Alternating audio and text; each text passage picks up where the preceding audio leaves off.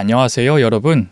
저는 중학생, 고등학생 아이 둘을 키우고 있는 40대 후반의 주부입니다. 남편과 함께 한 달에 몇 번씩 제주도와 서울을 왔다 갔다 합니다. 여행을 가는 건 아니고요. 제주도에서 카페와 작은 전시장을 가지고 있기 때문이에요. 얼마 전 어버이날을 맞이해서 가족들과 제주도에 모여서 즐거운 시간을 보냈습니다. 지금은 누구보다 화목하고 행복한 가족이지만 이렇게 되기까지 참 많은 우여곡절이 있었어요. 한때 저는 사랑하는 남편과 이혼을 생각할 만큼 시댁 식구 중 한 명에게 시달렸던 적도 있습니다. 누가 절 그렇게 괴롭혔냐면 예상하시듯이 시어머니도 시누이도 아닙니다. 바로 아주버님의 아내, 저에겐 시댁 형님이 저를 괴롭혔던 인간이에요.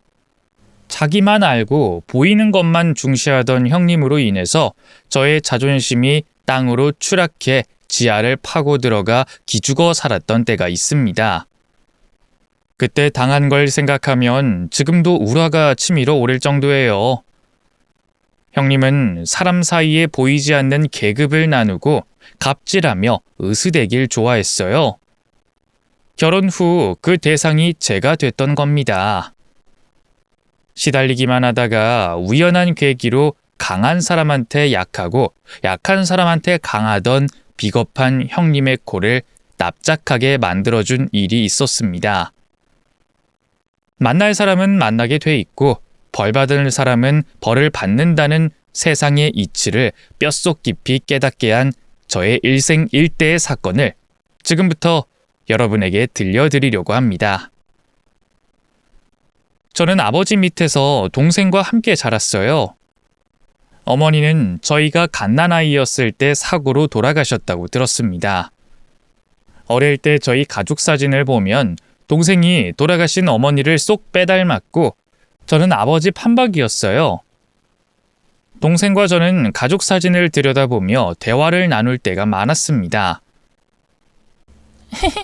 넌 진짜 아빠랑 붕어빵이네? 너? 야, 언니한테 자꾸 너라고 할래? 알았어, 소정 언니. 그래, 내 동생 소연아. 앞으로 계속 언니라고 해라. 으익, 언니는 개뿔이 언니야. 안 할 거다 메롱. 동생과 저는 3분 차이로 태어난 이란성 쌍둥이입니다. 서로 의지하는 자매이자 친구였어요. 저희 아버지는 꾸준히 몫으로 일하셨습니다. 건설 현장에서 일을 하실 때면 몇 달씩 집에 들어오지 못할 때도 계셨어요. 초등학교 가기 전에는 아버지가 일하는 현장 주변에서 함께 지냈지만 학교를 다니면서부터는 그러기가 힘들어졌습니다. 그래서 저희 자매는 동네에 혼자 사시는 할머니 댁에 자주 놀러 갔어요. 따로 친척이라는 게 없었거든요. 동네 이웃분들이 아니면 따로 갈 곳이 없었어요. 그래서 아마 아버지가 동네 할머니에게 돈을 주시며 저희를 부탁하신 것 같았습니다. 할머니도 저와 제 동생이 가면 예뻐해 주셨어요. 할머니는 따뜻하고 좋은 분이었지만 부모님의 빈자리를 채워주기엔 부족했습니다. 그래서 동생과 저는 서로를 더 의지하게 됐어요. 그런 저와 동생을 보면 할머니는 본인의 옛날 이야기를 많이 해주셨습니다. 나도 너희처럼 자매가 많았어. 나는 셋째였는데 오빠, 언니, 그리고 여동생 이 셋이 얼마나 돈독했는지 몰라. 여름만 되면 동네 개울가에 다 같이 모여서 물놀이도 하고 그랬지. 물놀이 하다가 수박 깨먹고 요즘은 외동이 많은데 형제가 있어야 추억도 많이 생기지. 둘이서 지금처럼 잘 지내야 한다. 할머니에게 그런 이야기를 들을 때면 저희 부모님의 어린 시절도 궁금해졌어요. 아버지는 좀 무뚝뚝하고 말수가 적은 분이었습니다. 아버지가 어렸을 때 이야기를 해달라고 하면 항상 기억이 나지 않는다고 하셨어요. 아빠, 아빠도 어릴 때 가족들이랑 개울가 가서 놀고 그랬어? 글쎄, 어릴 때 기억이 없다, 아빠는. 에이, 그런 게 어딨어. 아빠 어릴 때 사진도 보고 싶고 궁금한데. 여기, 이 사진이라고는 이것밖에 없어. 우와, 흑백 사진이네? 아빠 친구랑 찍은 거야? 그런 것 같아. 기억 안 나지만. 사진을 신기하게 보면서도 그 사진과 관련된 기억을 하지 못하셨습니다. 잔뜩 기대했던 저와 제 동생은 김이 빠졌어요. 아버지는 12살 때부터 목수 아저씨 밑에서 일을 배우셨다고 했습니다. 그 전의 기억은 조각조각 흩어져서 떠오르는 게 몇 없다고 하셨어요. 아무래도 어릴 때 큰 사고를 당해서 기억이 지워진 것 같다는 이야기도 해주셨습니다. 혹시 모르지? 어딘가 부자 부모님이 아빠를 찾고 있을지. 아이고 어깨야. 아빠, 내가 등 밟아줄까? 저번에 언니가 밟아줬잖아. 오늘은 내가 할래. 아버지는 목수 일을 하시면서 자주 다치고 아프셨어요. 디스크는 달고 사셨고 어디서 떨어져서 몸에 멍이 들거나 상처가 나서 집으로 오신 적이 많았습니다. 그럴 때마다 저희 자매는 아픈 아버지를 보며 걱정했어요. 아빠 또 다쳤어? 어디 봐봐. 아니야, 안 아파. 그냥 발목이 좀 삐끗한 거야. 조심해야지. 아빠도 자주 아프고 요즘은 할머니도 소화도 안 되고 힘들다고 하시던데. 아프지 마. 아이고, 우리 딸내미들 그런 걱정도 해주고 이제 다 컸네. 동생과 저는 아픈 사람들을 보면 속상하고 도움을 주고 싶었습니다. 평소 아버지가 다치고 아픈 모습, 저희를 돌봐주시던 할머니가 매일 약을 챙겨 드시던 모습들을 보며 자란 저희 자매는 의료인이 되고 싶다는 꿈을 가지고 있었어요. 언니, 소정 언니는 꿈이 뭐야? 난 아빠나 할머니처럼 아픈 사람 고쳐주는 일 하고 싶어. 물리치료사 뭐 그런 거? 넌? 진짜? 난 간호사가 하고 싶었는데. 우리 같은 병원에서 일하면 좋겠다. 그치? 쌍둥이 동생 소연이는 간호사가 꿈이었고 저는 물리치료사가 되고 싶었습니다. 현실적으로 의사가 되기는 어렵다고 생각했어요. 그리고 성인이 돼서 원하던 대로 저희 자매는 같은 대학에 입학했죠. 저는 물리치료학과, 동생은 간호학과를 다녔습니다. 동생과 모든 걸 함께 할 수 있어서 좋았습니다. 저는 제 분신과도 같은 저의 일란성 쌍둥이 여동생이 없는 세상에서 산다는 건 꿈에서도 상상하지 못했어요. 그런데 그 끔찍한 일이 벌어졌습니다. 그때는 저희가 대학 3학년이었고 동생은 방학 기간 동안 같은 과 친구들과 의료봉사를 하러 다녀오겠다고 했어요. 나 3일 동안 시골에 의료봉사 갈 거야. 아, 전에 말했던 그거? 그럼 3일 동안 집에 안 들어오는 거야? 그날따라 저는 왠지 동생을 보내고 싶지 않았습니다. 그냥 막연했지만 불길한 예감이 들었거든요. 소연아, 그냥 안 가면 안 돼? 아빠도 2주 쉰다고 했으니까 우리 가족끼리 바닷가 놀러 가자. 아빠 어때요? 그래, 그거 좋다. 소연아, 거기 가지 말고 우리 다 같이 부산 놀러 갈래? 아버지도 저처럼 불안하셨던 건지 봉사활동에 가지 말라고 하셨습니다. 하지만 동생은 이미 몇 달 전부터 해놓은 약속이라서 꼭 가야 한다고 했어요. 아프다고 하고 안 가면 되잖아. 뭔가 불안해. 웬일이야, 언니가 내 걱정을 다 하고? 걱정하지 마. 언니, 아빠, 저 잘 다녀올게요. 집을 나서는 동생에게 저는 말했어요. 조심히 다녀와. 연락 자주 하고. 으이그, 알았어. 동생은 그렇게 시골로 봉사활동을 떠났습니다. 저와 아버지는 어릴 때 저희를 돌봐주시던 할머니를 뵈러 갔어요. 그 당시에 할머니는 노인 요양병원에서 지내고 계셨습니다. 그리고 몇 년 후에 거기서 생을 마감하셨죠. 아버지와 저는 동생 걱정을 했지만 동생은 무사히 봉사활동을 마치고 집으로 돌아온다고 전화를 했어요. 언니, 나 오늘 가. 할머니 잘 계시지? 많이 편찮으신가 봐. 말씀을 못 하셔. 올라가면 나도 할머니 뵈러 가야겠다. 나 봉사활동 끝났고 여기 이장 할아버지가 밥 먹고 가라고 하셔서 점심 먹고 출발할 거야. 버스 타고 오지? 저녁쯤 도착하겠네? 저희가 통화를 하는데 아버지가 옆에서 동생에게 말했습니다. 소연아, 오늘 소정이랑 셋이서 너 좋아하는 갈비 먹으러 가자. 진짜? 아싸! 아빠, 저 5시쯤 도착할 거예요. 나 혼자 3인분 먹어야지. 그래, 조심히 와. 그게 동생과의 마지막 통화였습니다. 동생은 시골 이장님 댁에서 봉사하러 간 친구들과 함께 밥을 먹다가 사고를 당했어요. 여기 봉사하러 온 학생 가족이죠? 큰일 났어요. 여기 건물에서 폭발이. 동생을 기다리다가 받은 전화 너머로 누군가 알 수 없는 말을 했어요.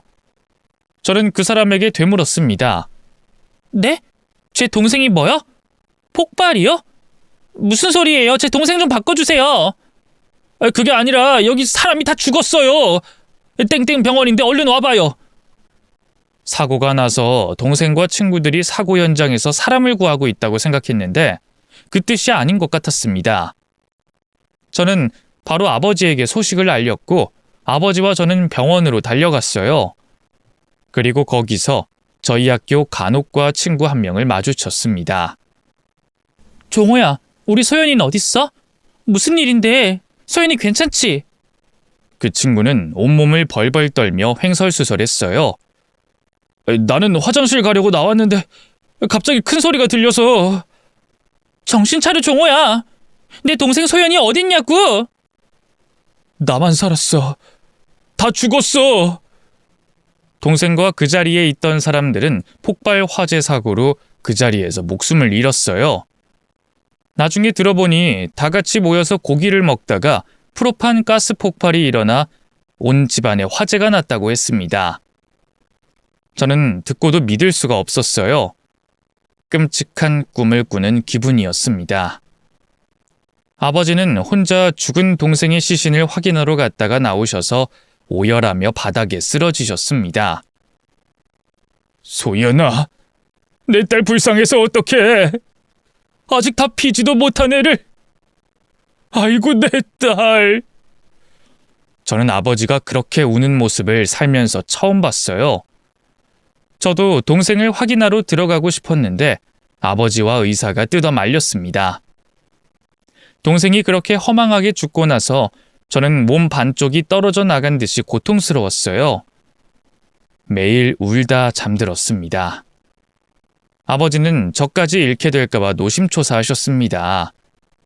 소정아, 우리 소연이 착한 아이니까 좋은 곳 갔을 거야. 소정이 목까지 열심히 살자. 아빠도 그럴게. 아버지를 안심시키려고 저는 오히려 씩씩하게 말했습니다. 소연이 못 이룬 꿈 제가 다 이룰 거예요. 야, 소연아, 너 보고 있냐? 나 열심히 살 거야. 두고 봐. 장례식을 치른 후 아버지와 저는 단둘이 남았어요. 아버지와 저는 전보다 더 많은 대화를 나눴습니다.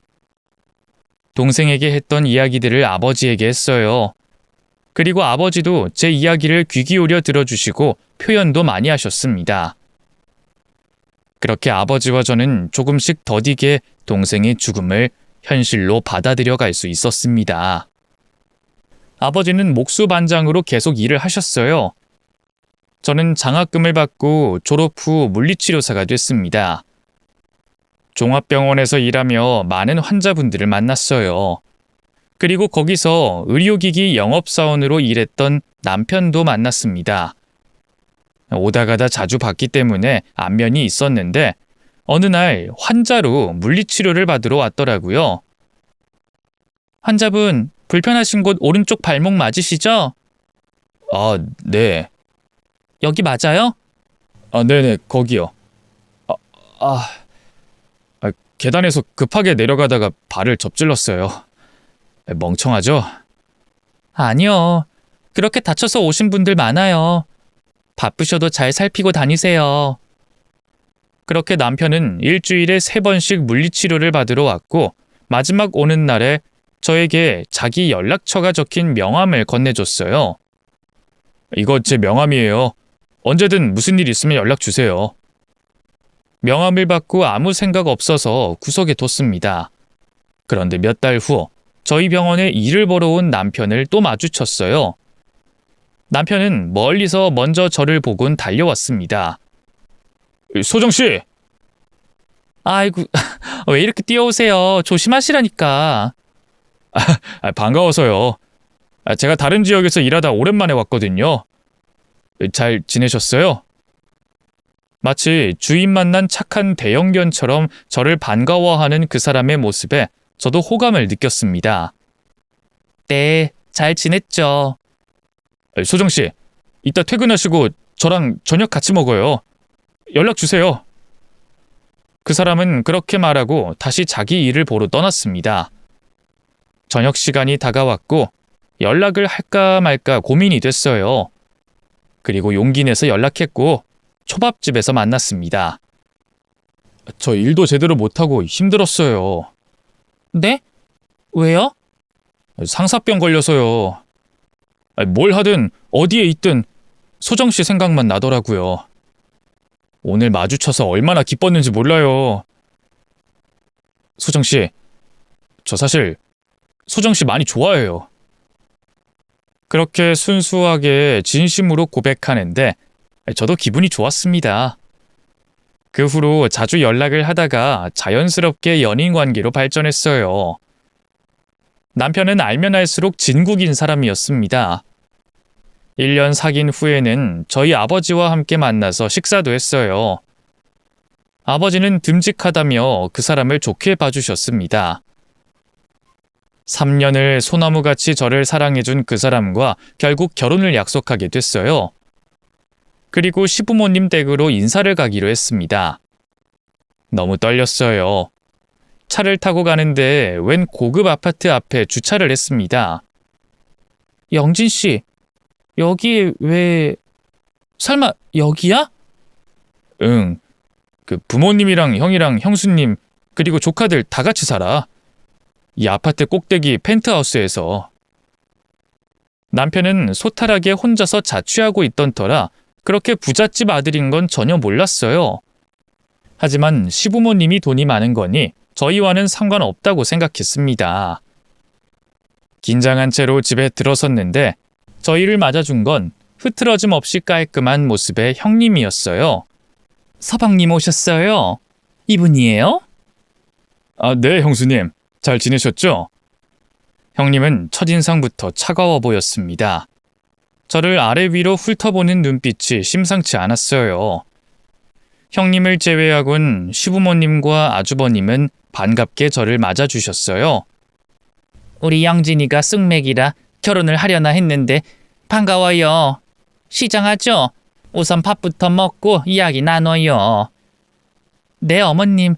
말씀 편하게 해주세요. 식탁에 앉아서 밥을 먹는데 형님이 저에게 질문했어요. 근데 소정 씨는 무슨 일해요? 저 땡땡병원에서 물리치료사로 일하고 있어요. 제 말을 듣고 형님은 코웃음을 쳤습니다. 아, 물리치료사? 아버님은 뭐 하시는데? 그때부터 묘하게 기분이 나빴어요. 저희 아버지는 목수? 어머, 부녀가 다 체력이 좋나 보다. 그거 다 노가다잖아. 그쵸, 어머님? 형님의 얄미운 말에 시어머니가 제 편을 들어주셨습니다. 민영이 넌 무슨 그런 말을 하니? 엄연한 직업인데 직업에 귀천이 어딨어? 몰랐는데 우리 첫째 며느리가 좀 꽉 막힌 구석이 있구나. 아니에요, 어머님. 전 그냥 친해지려고. 소정씨, 오해한 건 아니죠? 시어머니의 말씀에 창피했는지 형님 얼굴이 빨갛게 달아올랐습니다. 형님의 말과 태도에 불쾌하긴 했지만 자주 마주칠 일 없는 사람이니 참고 넘어가자고 생각했어요. 남편 말을 들어보니 형님은 유명한 가구 회사에서 디자이너로 일하고 있고 아주버님은 대기업 연구원이라고 했습니다. 영수님이 좀 고지식한 면이 있어. 출신, 대학, 직업 그런 거에 집착하고 엘리트주의도 있는 것 같아. 형수님 나도 한심하게 생각하고 있을걸? 소정아, 형수님 말 맘에 담아두지 마. 기분은 나쁜데 뭐 그런가 보다 하고 넘겨야지. 난 괜찮아. 시댁에 인사를 드리고 1년 후 봄에 저희는 결혼식을 올렸습니다. 제 앞에 어떤 일이 닥칠지도 모르고 그때는 마냥 행복하기만 했어요. 아무튼 결혼 후 남편과 저는 시댁에서는 차로 30분 거리의 한 평범한 아파트에서 신혼살림을 차렸죠.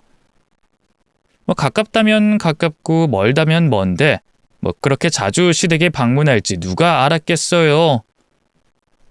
결혼하고 몇 달 만에 저는 아이를 임신했습니다. 아이 낳을 때까지 당분간 휴직하기로 했죠. 임신 후에 입덧도 심하고 빈혈까지 생겨서 도저히 일을 할 수가 없었습니다.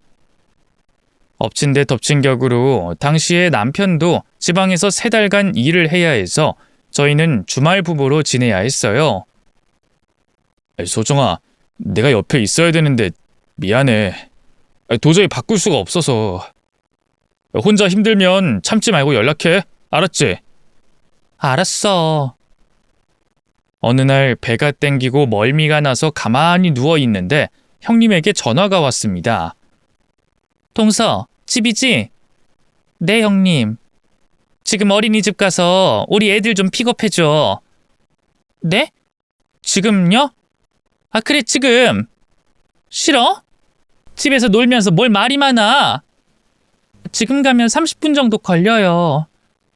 그러니까 당장 가서 애들 집으로 데려다 놔. 형님은 당연하다는 듯이 하대하며 저를 부려먹기 시작했습니다. 제 상황은 전혀 신경 쓰지 않았어요. 3살, 5살 시조카들을 집으로 데려다 놓으면 본인 퇴근 전까지 아이들을 돌보라고 했죠. 봐달라고 부탁하는 것도 아니고 잘 보라며 이것저것 시키기까지 했습니다. 오늘 아버님, 어머님 골프 치러 가셔서 내일 오실 거야. 난 오늘 회식이고. 그러니까 애들 잘 보고 있어. 저녁으로 삼삼하게 볶음밥 해주고. 형님, 저 입덧이 심해서 밥 냄새도 못 맡아요.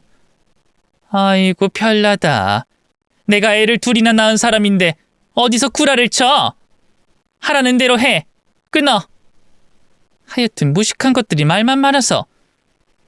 처음에는 형님의 폭언을 무시했는데 저도 임신하고 예민해졌는지 그런 말들이 비수가 돼 제 가슴에 꽂혔어요. 저도 저희 아버지한테는 소중한 딸인데 자기들처럼 엘리트가 아니니 하대해도 된다고 생각하는 게 분명했습니다. 그냥 다 놓고 집에 가버리고 싶었어요. 하지만 애들은 죄가 없으니 구역질을 참아가며 볶음밥도 해주고 같이 놀아주기도 했습니다. 작은 엄마, 이거 이 장난감 가지고 놀아줘요. 작은 엄마 힘들어서 그러는데 조금만 누워있으면 안 될까? 에이, 재미없어. 작은 엄마 미워. 엄마 데리고 와. 엄마. 제가 놀아주지 않으면 시조카들은 뺑 우는 신용을 했습니다. 저는 그럴 때마다 너무 곤혹스러웠어요. 형님은 시부모님이 집에 계시지 않으면 기다렸다는 듯이 저를 부려먹었습니다.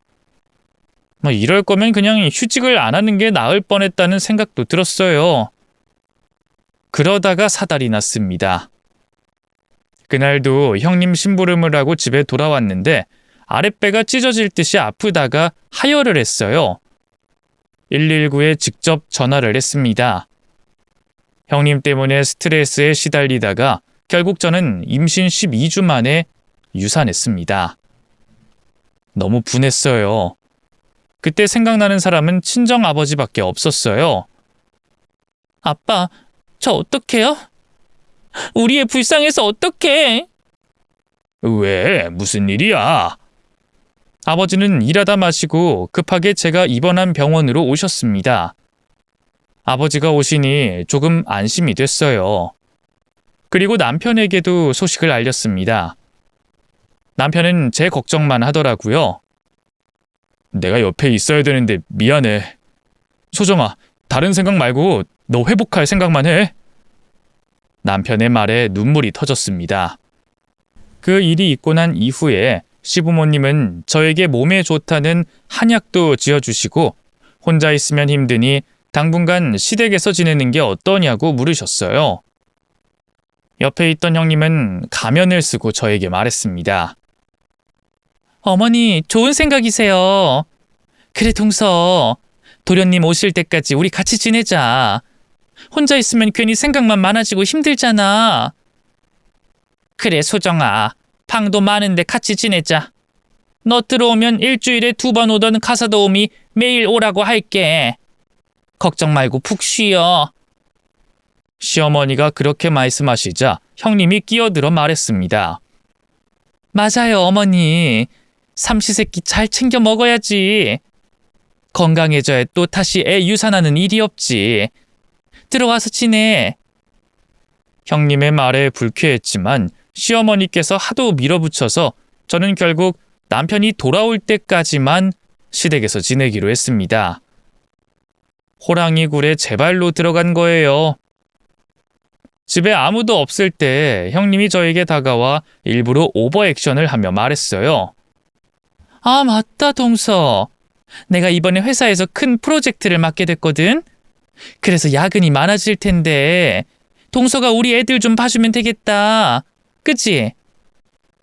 인간이라면 제 상황 다 알면서 그런 부탁을 할 수가 있을까요? 저를 얼마나 가짱게 봤으면 그렇게 어떻게든 부려먹으려고 드는지 어처구니가 없었습니다. 그때는 저도 할 말은 해야겠더라고요. 형님, 제가 유산 왜 했는지 아세요?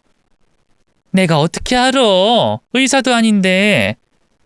형님이 저 부려먹고 힘들게 하니까 스트레스 받아서 유산한 거예요. 저 시댁에 쉬러 왔지 일하러 온 거 아니거든요? 애들 봐주는 육아 도우미라도 쓰세요. 저 힘들게 하지 마시고요. 뭐? 손윗 사람한테 눈 땡그랗게 뜨고 뭐가 어째?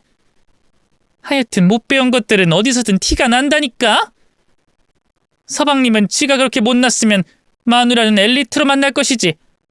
아이고, 속상해. 그 말을 듣는데 상종도 하기 싫었습니다. 그래서 대꾸 없이 방으로 들어가 버렸어요. 문 밖에서 발로 차고 윽박 지르고 난리를 피워도 가만히 내버려뒀죠. 그러다 시부모님이 집으로 들어오니 180도 달라져서 꼬랑지 내리고 착한 척 하더라고요. 어머님, 아버님 오셨어요. 날씨 많이 더웠죠. 식사는 하셨어요? 동서 안 나오고 뭐해? 다녀오셨어요? 저를 본 시어머니가 물으셨습니다. 소정이 왜 이렇게 얼굴이 피곤해 보이니? 동서가 왜 피곤하지? 내가 집안일 다 하고 있었는데 이상하네. 저는 형님의 연기에 입이 다물어지지 않았습니다. 어쩜 그렇게 연기를 잘하는지 악역 배우에도 잘하겠더라고요. 시댁에서 지내고부터는 심부름의 종류도 다양해졌습니다. 시조카 보는 건 기본이었고 자기가 사놓은 명품 가방을 백화점에 가서 가져오라질 않나, 명품 옷을 수선집에 맡기라고 시키질 않나. 보니까 명품 사는 걸 정말 좋아하더라고요. 신상에 집착하는 것 같았습니다. 저로서는 이해할 수 없는 사치였어요. 내가 말한 가방 잘 가지고 왔지? 그거 돈 있어도 못 사는 거야. 괜히 열어보지 말고. 네, 형님. 이따 애들 데리고 와서 미음 좀 해먹여. 네. 남편이 올 때까지만 꼭 참기로 마음먹었습니다. 참는 자에게 복이 온다는 생각으로요. 그런데 점점 참는 게 아니라 세뇌를 당했는지 형님이 심부름을 시키지 않으면 불안한 지경에 이르렀습니다. 그런 걸 바로 가스라이팅이라고 하나 봐요.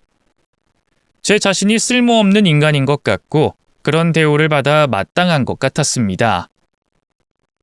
자존감이 땅을 뚫고 지하까지 떨어진 상태였어요. 그런 제 상태를 친정아버지가 눈치채신 것 같았죠.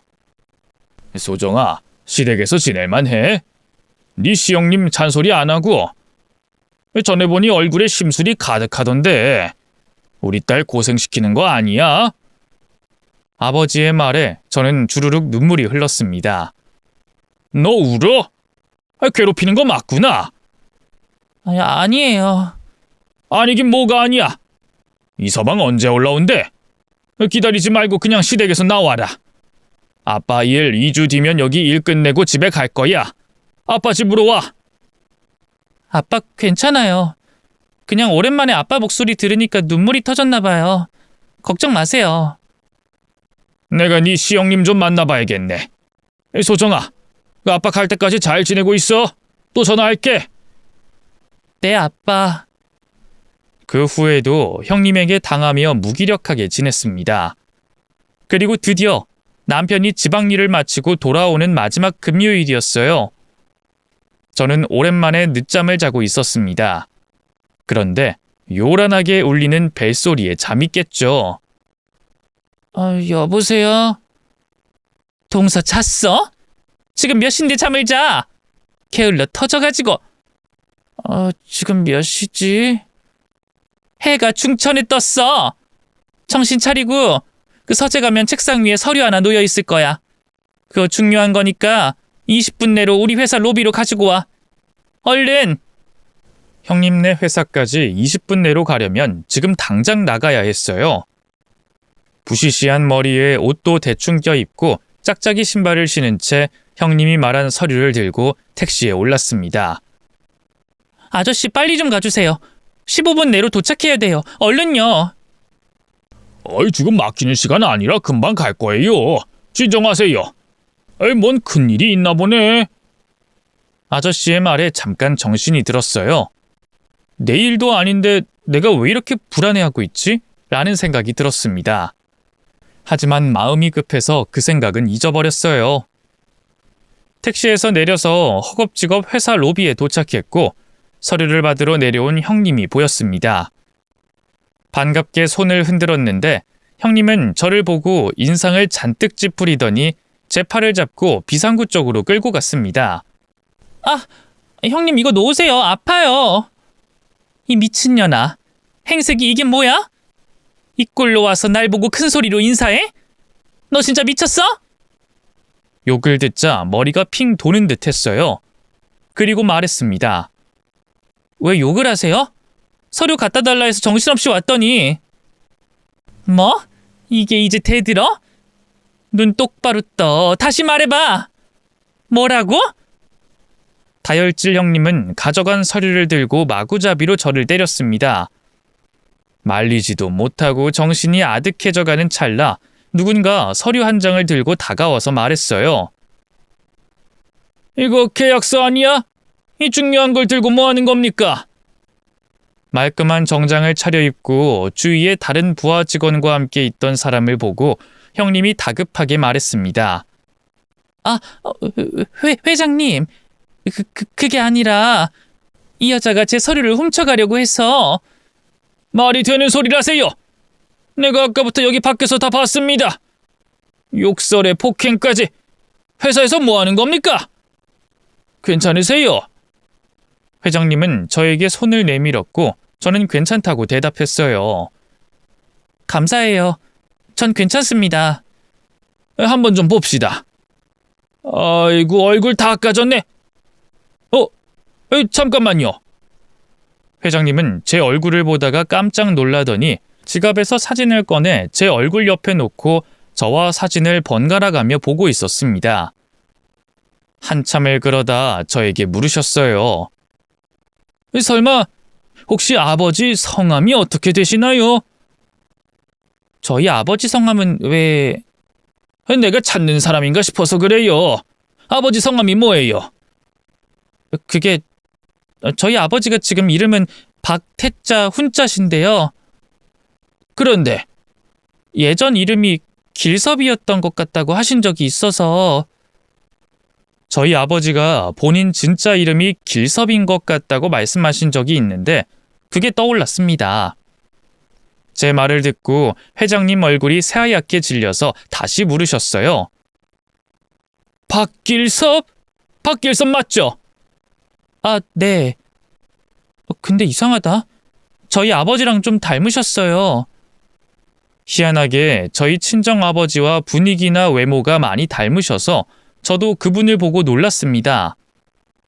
제 말에 회장님이 다급히 말씀하셨어요. 길섭이 지금 어디 있어요?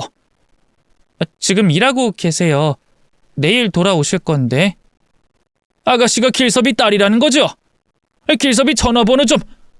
그러지 말고 여기 내 명함인데 아버지한테 꼭 연락해달라고 전해줘요. 꼭 부탁드려요. 네, 전해드릴게요. 회장님은 저와 대화를 마치고 옆에서 어리둥절하게 서 있던 형님을 향해 외치셨습니다. 이 망나니 어느 부서 누굽니까? 회장님, 그게 아니고요. 김 부장! 네, 회장님. 이 직원 어느 부서 누군지 알아내서 나한테 보고해요. 회장님은 그렇게 단호하게 말하고 형님을 한번 째려본 후에 저를 부축해 주셨습니다. 급하게 온 모양이네. 내 차 불러줄 테니까 타고 가요. 회장님이 차 앞까지 데려다 주셔서 운전기사님에게 저희 아버지 집 주소로 가달라고 했어요. 그리고 아버지에게 전화를 걸었습니다. 아빠 언제 와요? 내일 아침에 올라갈 거야. 왜? 무슨 일 있어? 아빠 혹시 박기룽이라는 분 아세요? 박기룽? 모르겠는데. 그분이 아빠를 아는 것 같아요. 아빠 잊어버린 기억을 찾아줄 분일지도 몰라요. 박기룽... 어디서 들어본 것도 같고. 저 지금 아빠 집이에요. 내일 오시면 말씀드릴게요. 아버지와 통화를 끊고 저는 아버지가 유일하게 가지고 계시던 흑백 사진을 꺼내봤습니다. 아버지는 친구랑 찍은 것 같다고 하신 사진이요. 이 사진 속에 아버지와 어깨동무를 한 사람과 낮에 뵌 회장님 얼굴이 어쩐지 비슷한 것 같았습니다. 그날 시댁에 가지 않았는데 형님에게서 미친 듯이 전화가 왔어요. 전화를 받지 않았더니 문자로 온갖 쌍욕을 보냈습니다. 그 문자를 보고 제가 이 여자한테 왜 당하고 지냈나 스스로도 어이가 없었어요. 그리고 다음 날 아침 아버지가 오시자마자 저는 회장님에게 받은 명함을 보여드렸죠. 박기룽 회장? 이 사람이 날 안다고? 네, 아빠. 그분이 꼭 연락 달라고 하셨어요. 이런 사람이 날 어떻게 알지? 전화 한번 해보지 뭐. 아버지는 대수롭지 않은 듯 휴대전화로 회장님 번호를 누르셨습니다. 그리고 잠시 후 통화를 하셨어요. 네, 저 박태원인데요. 저를 찾으신다고요? 연락 주셨네요. 이 박태원 씨 어릴 때 성함이 박길섭 씨 맞습니까? 혹시 등에 화상 자국 있지 않아요? 그걸 다 어떻게 아세요? 그 현장에 저도 있었거든요. 길섭아, 너 기억이 하나도 안 나는 거야? 12살 이전의 기억은 흐릿한데 대체 누구십니까? 일단 만납시다. 12시에 그리로 차 보낼게요. 저도 깔끔한 옷으로 갈아입고 아버지와 함께 차를 타고 그 전날 형님에게 굴욕당했던 회사에 갔습니다. 임원들만 갈 수 있는 엘리베이터를 타고 꼭대기층으로 올라갔어요. 회장님이 미리 앞에 나와 기다리고 계셨습니다. 길서봐! 야 임마! 회장님은 아버지를 보자마자 끌어안고 눈물을 쏟으셨어요. 아버지도 속절없이 눈물을 흘리셨습니다. 그 모습을 보니 저도 왠지 가슴이 아파서 울었죠. 길서봐! 너 정말 기억 안 나? 난 이 쌍둥이 형이야.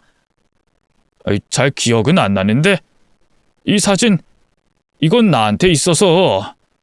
아버지는 흑백 사진을 꺼내 보여드렸고 회장님은 사진 속에 같이 어깨동무를 한 사람이 본인이라고 말씀하셨습니다. 난 길섭이 네가 어딘가에 살아있을 줄 알았어. 그리고 회장님은 어린 시절 이야기를 해주셨습니다. 아버지는 어릴 때부터 어려운 상황에 처한 사람을 그냥 지나치지 못하셨다고 했어요. 그날은 너랑 나랑 둘이서만 하교하던 날이었어. 시장 골목에서 불이 났는데 네가 한치의 망설임도 없이 거기 뛰어들더라. 난 무서워서 가만히 서 있었는데. 아버지는 등에 불이 붙은 채 어린 아이를 구하셨고 들것에 실려서 병원으로 옮겨졌다고 했습니다. 근데 이 병원 저 병원 다 찾아봤는데 네가 없었어. 그때 우리 가족 다 너 찾는다고. 아버지는 시장에서 모든 걸 지켜보고 있던 아저씨에게 납치됐고 과거는 싹 다 잊어버린 채 목수 일을 한 거였어요. 회장님이 그런 이야기를 하자 아버지는 기억이 되살아나는 듯 말씀하셨습니다. 아버지가 코스염 기르고 뿔테 안경 쓰셨나? 그래, 맞아. 이제 기억나. 조금씩 기억이 나네. 그래, 기억이 나. 두 분은 또 얼싸안고 눈물을 흘리셨습니다. 그리고 그날 저와 아버지는 회장님 댁에 초대받았어요. 회장님은 어린 시절 아버지와 찍어둔 사진들을 펼쳐서 보여주셨습니다. 다는 아니지만 회장님과 전원주택에서 강아지와 뛰어놀던 것들을 기억해내셨어요. 흩어진 기억의 조각을 맞추며 아이처럼 해맑게 웃으셨습니다. 그래, 맞아. 형이라고 안 불러서 아버지한테 회초리로 맞았던 기억난다. 그거 기억하는구나. 너 맨날 나한테 기롱아, 야 그랬잖아. 그래서 엄청 혼났지. 수십 년 떨어졌다 만난 두 분의 모습을 보니 사고로 세상을 떠나버린 제 쌍둥이 여동생이 떠올랐습니다. 그리고 주체할 수 없이 눈물이 쏟아졌어요. 그런 저를 보며 아버지는 회장님에게 우리 가족 이야기를 해주셨습니다. 그렇게 3시간 넘게 대화를 나눴어요. 그리고 회장님이 말씀하셨습니다. 어머니는 벌써 30년 전에 돌아가셨고 아버지는 3년 전에 돌아가셨어. 할아버지는 돌아가시면서 저희 아버지 몫의 재산을 남기셨다고 했습니다. 그리고 만약 20년 내에 찾지 못하면 그 재산을 모두 회장님에게 넘기겠다고 유언장을 쓰셨대요. 그런데 기적처럼 아버지를 찾게 된 겁니다. 20년이 지나도 난 그 돈 그냥 뒀을 거야. 내가 눈 감기 전까지는. 근데 이렇게 나타났으니. 길서봐. 이거 꿈 아니지? 기룡아, 아니 형, 나야말로 꿈 같아. 그리고 며칠 후에 지방에서 일하던 남편이 돌아왔어요. 먼저 얘기해서 알고 있던 남편과 함께 큰아버지에게 인사드리러 갔습니다. 인사를 드린 후 시댁으로 갔어요. 형님이 반갑게 문을 열어주더라고요. 그리고 남편은 일부러 들으라는 듯이 말했습니다. 그럼 형수 다니는 회사 회장님이 당신 큰아버지라는 거지? 응, 그게 그렇게 되네. 전과는 180도 태도가 바뀐 형님이 저를 보며 알랑방귀를 꼈습니다. 동서, 나도 다 들었어. 어쩜 이렇게 기적 같은 일이 생겨? 내가 그동안 잘못한 거 있으면 용서해줘. 내가 동서에 대해서 잘 몰랐던 거니까. 그래서 그렇게 저를 괴롭혔어요? 저는 형님 때문에 유산까지 했는데 형님은 그 틈 타서 절 하인처럼 대하셨잖아요. 이제 와서 왜 태도가 달라지는데요? 웬만하면 그냥 넘어갈까 했는데 형님 태도 보니까 정말 역겨워서 못 참겠네요. 평소 같았으면 저에게 어디서 소리를 지르냐며 난리를 피웠을 텐데 형님은 제 말을 듣고 바로 무릎을 꿇었습니다. 내가 미쳤었나 봐. 일 욕심 때문에 동서한테 몹쓸 짓 했어. 나 정신 차렸으니까 앞으로 잘할게. 동서, 한 번만 용서해줘. 용서요? 참나. 대신 조만간 선물 하나 드릴게요. 기대하세요. 여보, 가자. 어머님, 아버님, 시끄럽게 해서 죄송해요. 제가 너무 분해서. 모든 걸 듣고 있던 시부모님이 놀라서 저를 위로해 주셨습니다. 며느라, 네가 그러고 지내는 줄 몰라서 미안하다. 첫째 제가 모난 성격인 건 알았는데 너한테 몹쓸 짓 했는 줄 정말 몰랐어. 괜찮아요, 어머님. 어머님이 저한테 미안해하실 거 하나도 없어요. 제가 그렇게 말했고 시어머니는 형님에게 고함을 지르셨습니다. 첫째 너 나가 살아라. 너 설마 우리 큰아들도 그렇게 괴롭히니? 그래서 걔가 연구실에 처박혀서 집에 안 오는 거야? 맞지? 시어머니의 물음에 형님은 절대 아니라며 펄쩍 뛰었습니다. 저는 복수를 위해 큰아버지에게 말씀드려서 제가 형님에게 처참하게 폭력당하던 모습이 찍힌 CCTV 영상을 받았어요. 그리고 그 영상을 그렇게 형님이 자부심을 갖던 회사 내 커뮤니티 게시판에 올렸습니다. 그리고 형님, 아니 그년의 악독한 실제 생활을 다 폭로해버렸어요. 댓글에는 그년에게 당한 부하 직원들의 응원 메시지와 그년에게 겪은 부당한 대우들이 줄줄이 달렸습니다. 결국 형님은 회사에서 해고됐습니다. 본인이 그렇게 중요시하던 간판을 잃게 된 거예요. 꼴 좋더라고요. 시부모님도 형님과 손절했고 분가를 한 형님은 아이들과 지내며 아주버님에게 집착했던 모양이었습니다. 남편이 말했어요. 형이 형수랑 이혼하고 싶어해. 사실 우리 결혼 전부터 형이랑 형수 별거하다시피 하고 살았거든. 형수가 시댁에서 지낸 것도 다 형 괴롭히려고 그런 거야. 영진 씨, 여보. 난 형님처럼 남한테 보이는 것만 중시하는 사람은 처음 봤어. 아주버님이 옳은 결정하셨으면 좋겠다. 그 후로 저는 다시 아이를 가졌습니다. 그리고 저희 아버지는 큰아버지의 도움으로 거액의 유산을 상속받으셨어요. 받은 유산으로 아버지는 평소에 꿈꾸시던 목수 학교를 차리셨습니다. 그리고 후배 양성에 힘을 쏟고 계세요. 목수 학교를 하시면서 인테리어 사업도 하셨습니다. 삶에 찌들어 하지 못했던 것들을 다 도전하시더라고요. 저는 그런 아버지를 응원했어요. 인테리어 사업도 규모가 점점 더 커졌습니다. 그래서 아버지 회사 일도 도와드렸죠. 우리 딸 소정이 못하는 게 없네. 아빠 닮아서 그렇지. 얼굴도 그렇고. 아이, 그런가? 나 닮아서 우리 소정이가 만능 제주꾼인 거야? 아버지는 전보다 훨씬 성격이 밝아지셨어요. 그리고 큰아버지와 주기적으로 만남을 갖고 있습니다. 큰아버지의 도움으로 저는 지금 제주도의 카페와 전시장을 맡게 된 거예요. 소정아, 네가 제주도 카페랑 전시장 한번 해볼래? 제가 할 수 있을까요? 당연히 할 수 있지. 힘든 거 있으면 큰아버지한테 뭐든 말해. 다 도와줄 테니까. 정말요?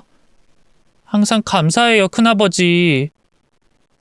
저는 내일이 기다려질 만큼 행복한 날을 보냈고 저를 죽도록 괴롭히던 형님은 나락으로 떨어져 버렸습니다.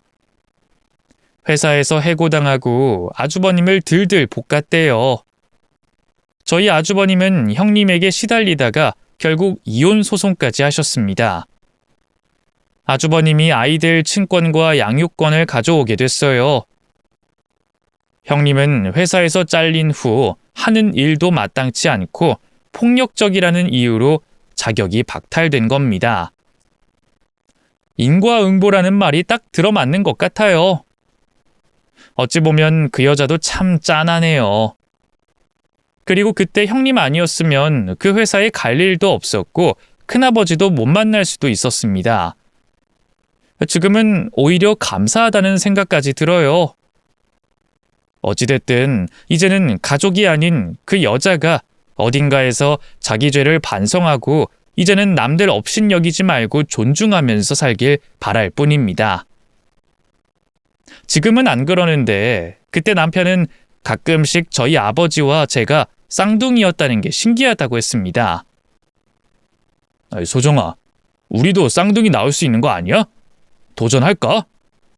됐거든. 지금 우리 애 둘만으로도 난 충분히 행복해. 왜? 쌍둥이 너무 귀여울 것 같은데. 40 되기 전엔 더 낳자.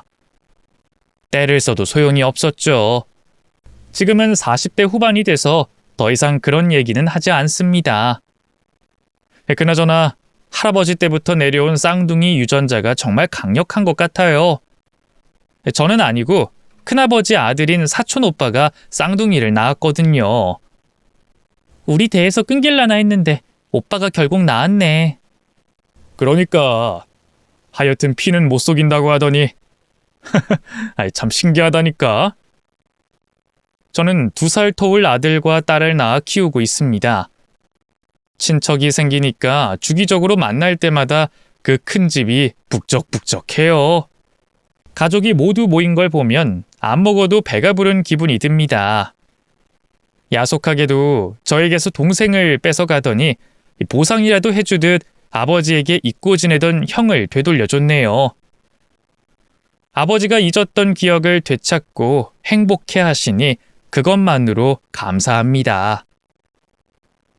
저는 여전히 먼저 간 제 동생 소연이가 그리워요. 제 분신 소연이가 어딘가에서 저희를 보고 있을 거라고 믿고 있습니다. 나중에 다시 만나면 몇 박 며칠 수다를 떨어도 모자랄 것 같네요. 여기까지 들어주신 분이 계신진 모르겠어요. 혹시 듣고 계시다면 제 이야기 끝까지 들어주셔서 정말 감사합니다. 그럼 전 이만 물러가 볼게요. 항상 행복하고 건강하세요.